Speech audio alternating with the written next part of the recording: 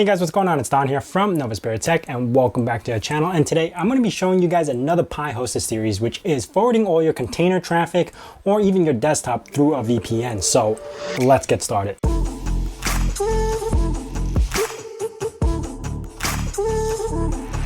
Now, if you guys are new to the Pi hosted series, I will be leaving a playlist of all the videos I have made for this on the top left over here. And everything we talk about will be linked down in the description below. Now, to start off, what we're going to be doing here is installing a VPN client, which will allow you to connect to whatever service you have, whether being private internet access, Multivoid, or I don't know, IPVanish, Nord, whatever you have. We're going to be installing this one client that will actually allow you to connect to any of those multiple services.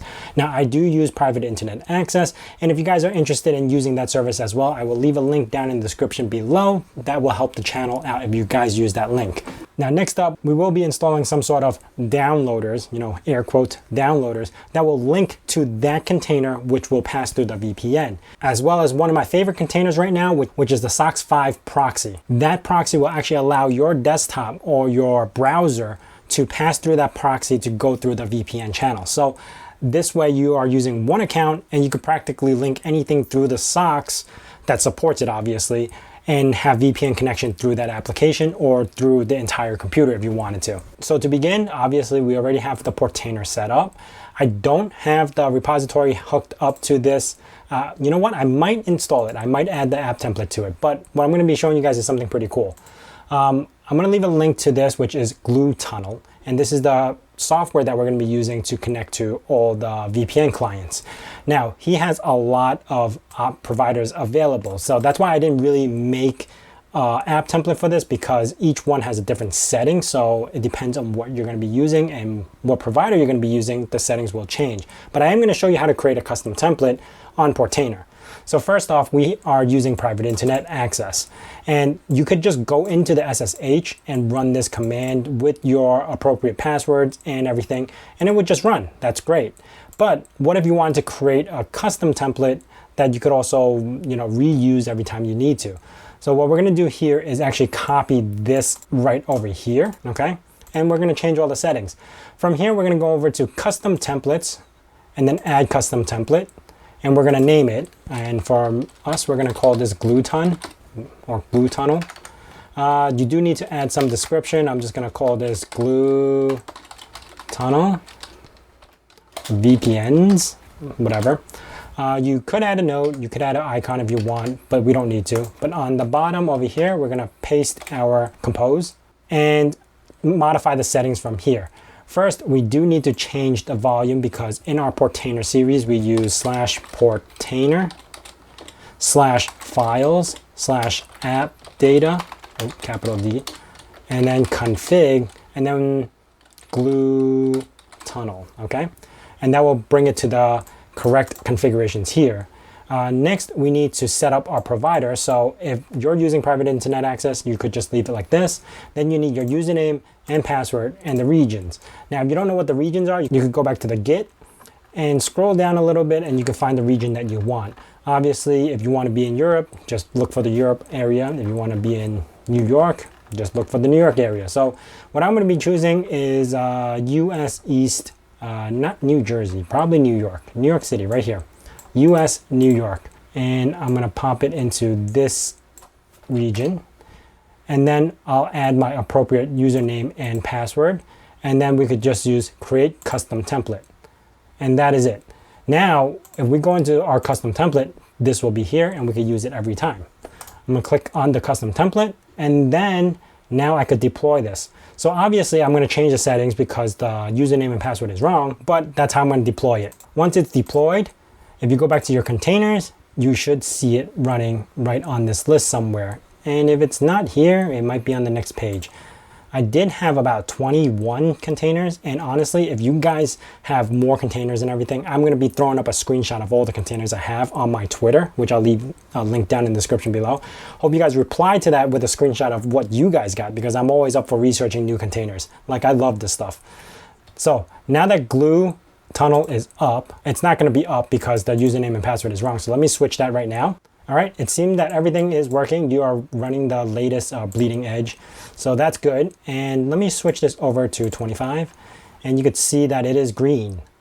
All right, so now that we have that stack up and running, we now could install the other applications that we want. So I'm gonna go into app template and install Deluge.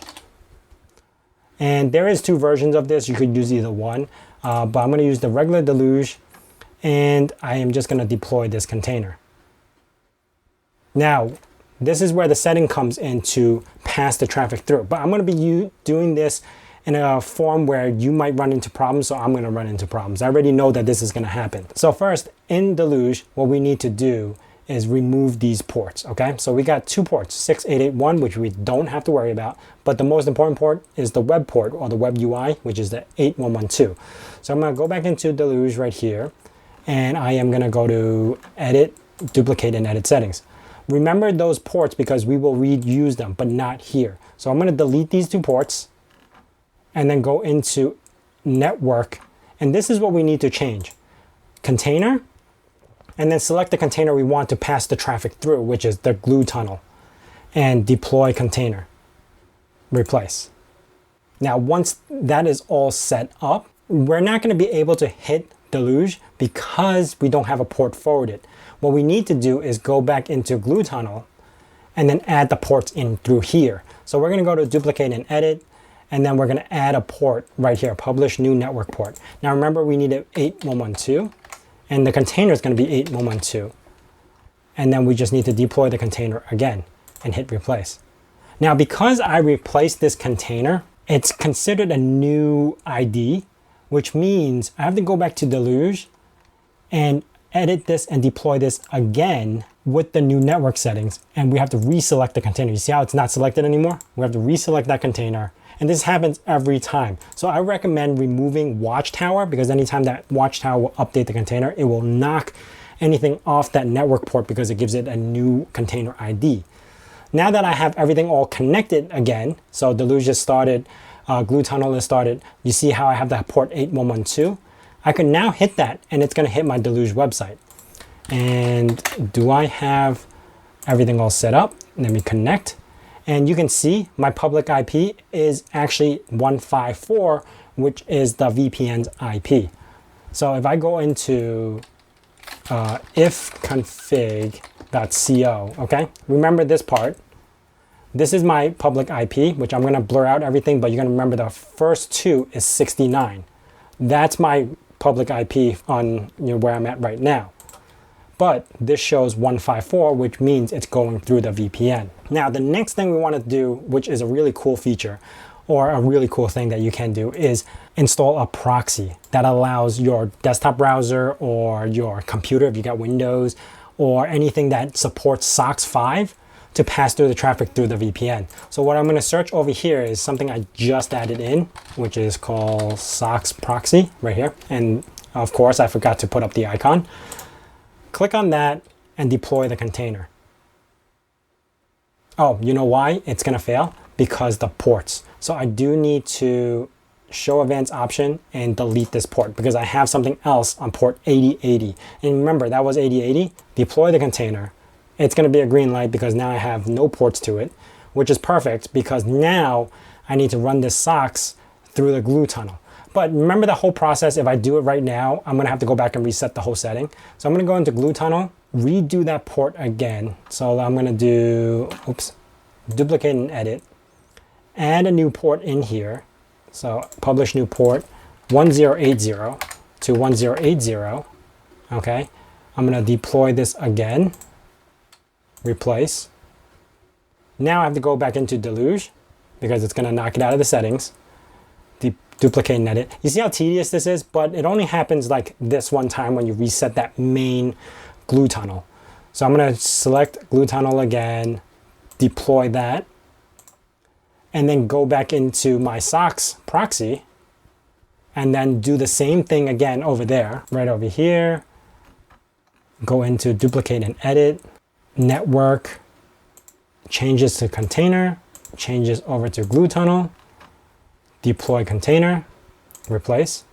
Now with the SOCKS 5 proxy, what I can do is pop into my Firefox, go into settings, go into, scroll all the way to the bottom, network settings, SOCKS host. So I'm gonna manually do this. pop in the IP address of my Portainer, and the port is 1080. Okay. And now if I was to do if config.co, that is my IP address, which is now running through the VPN. And if you have Windows or even Linux, you could actually put SOCKS 5 on the operating system itself. So everything you do, like play games or whatever it is, will go through this tunnel and you will have VPN access. That is it, guys. That is how you would forward your traffic or your container through a VPN and even reach outside of the container network, which is using SOCKS 5 for any other applications like browsers or anything on your desktop. Ultimately, you could even do this with Deluge. You didn't have to go through that container. Deluge supports SOCKS 5, so you could actually just leave the proxy on and use the SOCKS 5 to go through that way as well. Now, if you guys have any questions about this, hit me up in the comments down below or join my Discord. Again, I do want to post a Twitter picture of how many containers I have, and we could do a compare and contrast of what you guys have, because I want to see what you guys are running as well. Anyway, that is it for me, guys. If you guys are new to this channel, consider subscribing and also hitting that bell notification icon so you know when the next video is going to be out. And as I say in my nerd cave, hack till it hurts.